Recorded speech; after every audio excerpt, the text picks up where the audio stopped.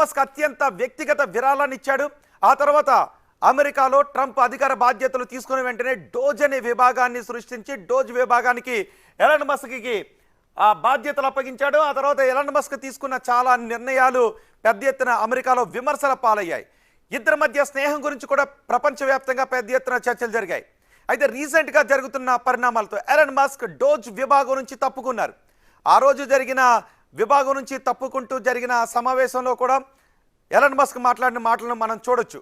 కానీ Elon Musk ఎప్పుడైతే తప్పుకుంటూ ఉన్నారో అప్పటి నుంచే ఎలాన్ మస్క్ ట్రంప్ మధ్య విభేదాలు తారాస్థాయికి చేరాయనే చర్చ జరుగుతుంది. ఎలాన్ మస్క్ కూడా చెప్పాడు, నేను ఇక రాజకీయాలకు ఆ స్థాయిలో ఖర్చు పెట్టిన మెల్లమెల్లగా దూరం జరుగుతాను అని. ఇప్పుడు ఆ దూరం ఎంతవరకు జరిగిందంటే ఎలాన్ మస్క్ కొత్త పార్టీ పెట్టబోతున్నాడు అని ప్రపంచం చర్చించుకునేంత. మరి నిజంగా ఎలాన్ మస్క్ కొత్త పార్టీ పెట్టబోతున్నాడా? ఏం జరుగుతుందో చూద్దాం.